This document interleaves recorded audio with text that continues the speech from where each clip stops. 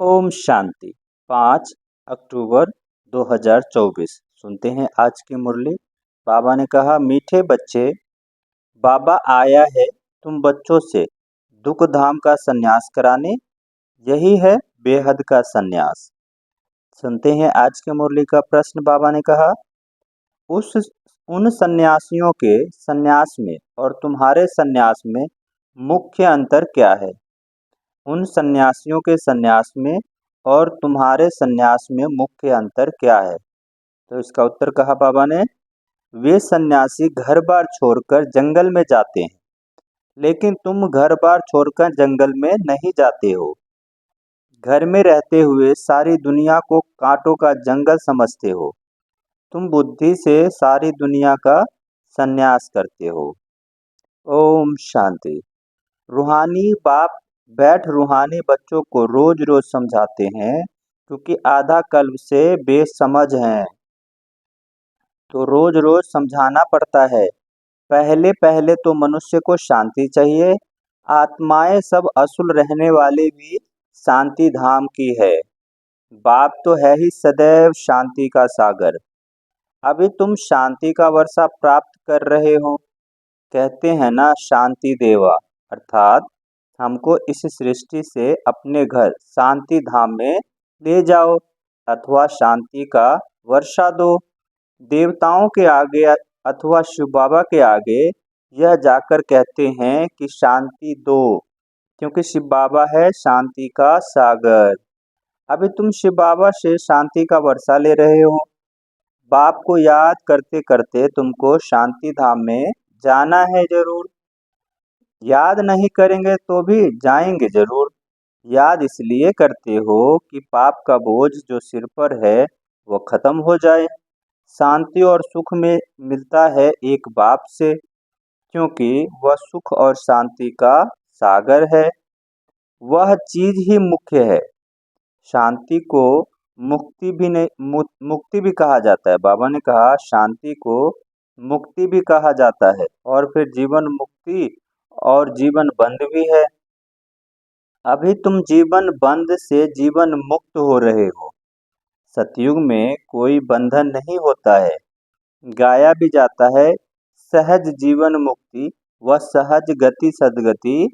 अब दोनों का अर्थ तुम बच्चों ने समझा है।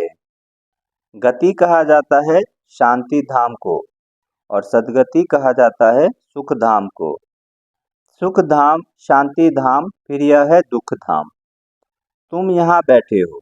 बाप कहते हैं, बच्चे शांति धाम घर को याद करो। आत्माओं का अपना घर भूला हुआ है। बाप आकर याद दिलाते हैं, समझाते ही है, रूहानी बच्चों तुम घर जा नहीं सकते। बाबा ने कहा, समझाते ही है, हे रूहानी बच्चों तुम घर जा नहीं सकते हो जब तक मुझे याद नहीं करेंगे। याद से तुम्हारे पाप भस्म हो जाएंगे।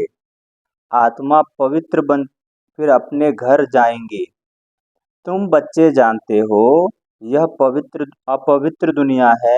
एक भी पवित्र मनुष्य नहीं।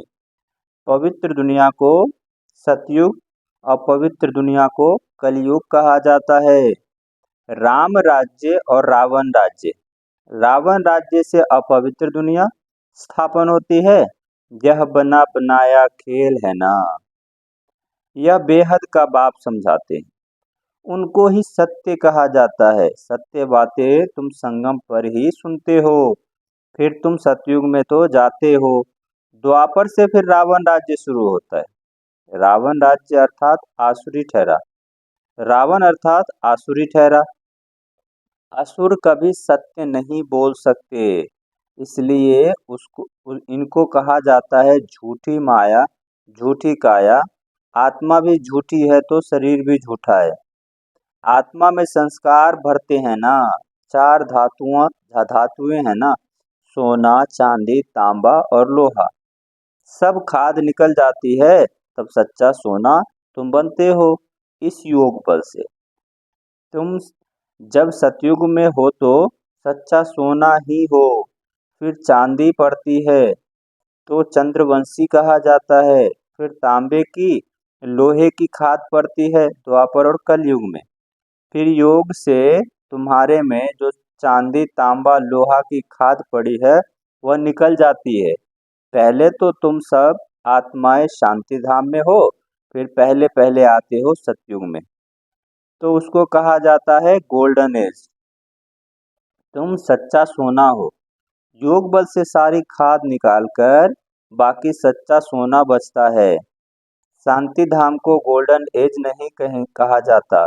Golden age, silver age, copper age यहाँ कहा जाता है। शांति धाम में तो शांति है। आत्मा जब शरीर लेती है तब गोल्डन एज कहा जाता है। फिर सृष्टि ही गोल्डन एज बन जाती है। सतो प्रधान 5 तत्वों से शरीर बनता है। आत्मा सतो प्रधान है तो शरीर भी सतो प्रधान है। फिर पिछाड़ी में आकर आयरन एजेड शरीर मिलता है, क्योंकि आत्मा में खाद पड़ती है। तो गोल्डन एज, सिल्वर एज इस सृष्टि को कहा जाता है। तो अब बच्चों को क्या करना है? बाबा ने कहा तो अब बच्चों को क्या करना है? पहले पहले शांति धाम जाना है। इसलिए क्या करना है? बाप को याद करना है। तभी तमो प्रधान से सतो प्रधान बन जाएंगे। इसमें टाइम उतना ही लगता है जितना टाइम बाप यहाँ रहते हैं। वह गोल्डन एज में पार्ट लेते ही नहीं।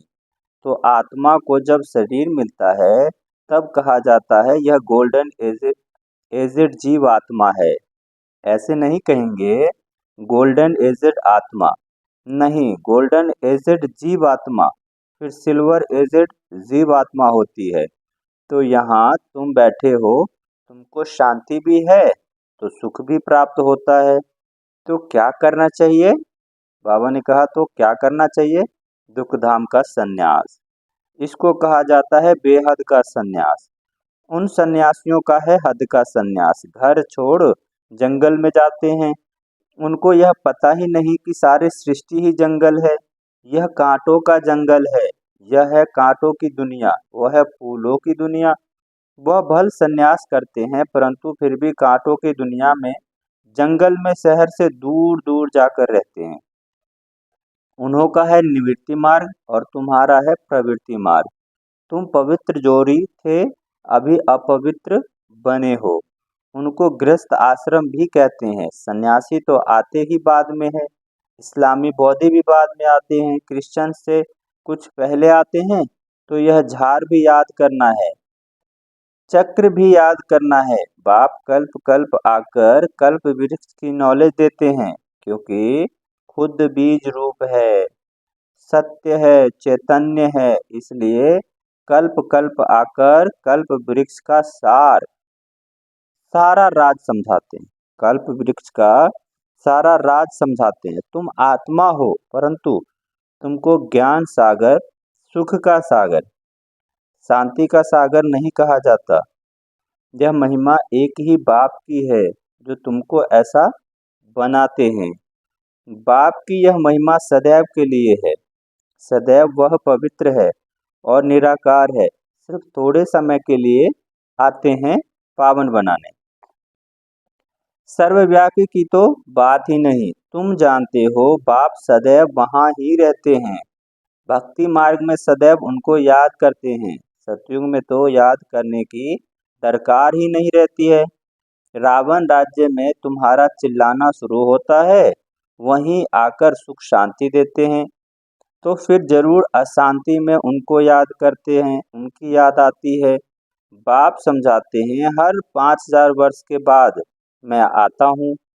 आधा कल्प है सुख, आधा कल्प है दुख, आधा कल्प के बाद ही रावण राज्य शुरू होता है। इसमें पहला नंबर मूल है देह अभिमान, उसके बाद ही फिर और विकार आते हैं। जब बाप समझाते हैं अपने को आत्मा समझो, देही अभिमानी बनो, आत्मा की ही पहचान चाहिए। मनुष्य तो सिर्फ कहते हैं आत्मा भ्रुकुटी के बीच चमकती है। अभी तुम समझते हो वह है अकाल मूरत। उस अकाल मूरत आत्मा का तख्त यह शरीर है। आत्मा बैठती भी भ्रुकुटी में है। अकाल मूरत का यह तख्त है। सब चैतन्य अकाल तख्त है, वह अकाल तख्त नहीं जो अमृतसर में लकड़ी का बना दिया है। बाप ने समझाया है, जो भी मनुष्य मात्र है, सबका अपना अपना अकाल तख्त है। आत्मा आकर यहाँ विराजमान होती है। सतयुग हो या कलयुग हो, आत्मा का तख्त है ही यह मनुष्य शरीर। तो कितने अकाल तख्त है? जो भी मनुष्य मात्र है, अकाल आत्माओं के तख्त है। आत्मा एक तख्त छोड़ झट दूसरा लेती है। पहले छोटा तख्त होता है, फिर बड़ा होता है। यह शरीर रूपी तख्त छोटा बड़ा होता है। वह लकड़ी का तख्त जिसको सिख लोग अकाल तख्त कहते हैं, वह तो छोटा बड़ा नहीं होता। यह किसको पता ही नहीं। सब मनुष्य मात्र अकाल तख्त या भ्रकुटी है। बाबा ने कहा, सब मनुष्य मात्र का अकाल तख्त यह भ्रकुटी है। आत्मा अकाल है, कब विनाश नहीं होता। आत्मा को तख्त भिन्न भिन्न मिलते हैं। यह सतयुग में तुमको बड़ा फर्स्ट क्लास तख्त मिलता है। इनमें इनको कहेंगे गोल्डन एजेड तख्त। फिर उस आत्मा को सिल्वर, कॉपर, आयरन एजेड तख्त मिलता है। गोल्डन एजेड तख्त चाहिए तो जरूर पवित्र बनना पड़े। इसलिए बाप कहते हैं, मामेकम याद करो तो तुम्हारी सारी खाद निकल जाएगी। फिर तुमको ऐसा दैवी तख्त मिलेगा। अभी ब्राह्मण कुल का तख्त है, पुरुषोत्तम संगम युग का तख्त है। फिर मुझ आत्मा को यह देवताई तख्त मिलेगा। यह बातें दुनिया के मनुष्य को नहीं जानते। यह बातें दुनिया के मनुष्य नहीं जानते।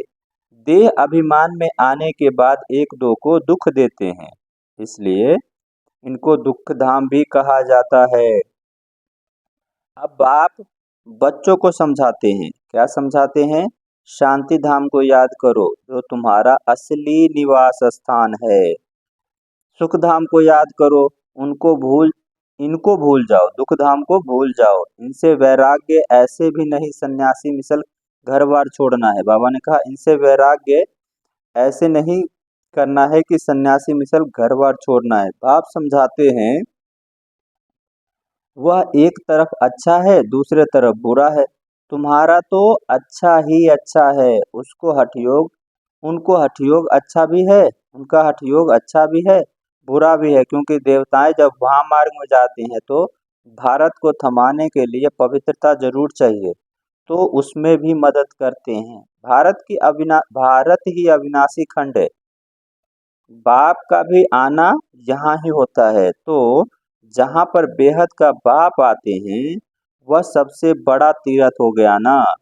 सर्व का सदगति दाता बाप ही आके ही बाबा ने कहा, सर्व की सदगति दाता बाप ही आकर करते हैं। सदगति बाप ही आकर करते हैं। इसलिए भारत ही ऊंचे ते ऊंच देश है। मूल बात बाप समझाते हैं, बच्चे याद की यात्रा पर रहो। गीता में भी मन मना भव अक्षर है, परंतु बाप कोई संस्कृत में तो नहीं बताते हैं। बाप मन मना भव का अर्थ बताते हैं, देह के सर्व संबंध छोड़ अपने को आत्मा निश्चय करो। अच्छा, मीठे मीठे सिकिल अधे बच्चों प्रति माता पिता बाप दादा का याद प्यार और गुड मॉर्निंग। रूहानी बाप की रूहानी बच्चों को नमस्ते। हम रूहानी बच्चों की रूहानी बाप दादा को याद प्यार, गुड मॉर्निंग और नमस्ते। सुनते हैं धारणा के लिए मुख्य सार। पहला है, स्कॉलरशिप लेने के लिए गृहस्थ व्यवहार में रहते कम से कम 8 घंटा बाप को याद करने का अभ्यास करना है। याद के अभ्यास से ही पाप कटेंगे और गोल्डन एजेड तख्त मिलेगा। सुनते हैं धारणा के लिए दूसरा पॉइंट। बाबा ने कहा, इस दुख धाम से बेहद का वैराग्य कर अपनी असली निवास स्थान शांति धाम और सुख धाम को याद करना है। देह अभिमान में आकर किसी को दुख नहीं देना है। सुनते हैं आज के मुरली का वरदान। बाबा ने कहा, कर्मों के हिसाब किताब को समझकर अपनी चलन स्थिति बनाने वाले, बाबा ने कहा, कर्मों के हिसाब किताब को समझकर अपनी अचल स्थिति बनाने वाले सहज योगी भव। कर्मों के हिसाब किताब को समझकर अपनी अचल स्थिति बनाने वाले सहज योगी भव। सुनते हैं विस्तार। चलते चलते अगर कोई कर्मों का हिसाब किताब सामने आता है तो उसमें मन को हिलाओ नहीं, स्थिति को नीचे ऊपर नहीं करो। चलो आया तो परख कर उसे दूर से ही खत्म कर दो। अभी युद्ध नहीं, योद्धे नहीं बनो। बाबा ने कहा अभी योद्धे नहीं बनो। सर्वशक्तिवान बाप के साथ है तो माया हिला नहीं सकती। सिर्फ निश्चय के फाउंडेशन को प्रैक्टिकल में लाओ और समय पर यूज करो तो सहज योगी बन जाएंगे। अब निरंतर योगी बनो, युद्ध करने वाले योगी नहीं। बाबा ने कहा अभी निरंतर योगी बनो, युद्ध करने वाले योद्धे नहीं। सुनते हैं आज की मुरली का स्लोगन। बाबा ने कहा डबल लाइट रहना है तो अपनी सर्व जिम्मेवारियों का बोझ बाप हवाले कर दो। डबल लाइट रहना है तो अपनी सर्व जिम्मेवारियों का बोझ बाप के हवाले कर दो। बाबा ने कहा बिल्कुल हल्का रहना है, सदा हल्का रहना है तो जो भी जिम्मेदारियां है आपको लगता है वो सब बाबा के ऊपर सौंप दो, बाबा के हवाले कर दो और सदा हल्के होकर रहो। अच्छा, ओम शांति।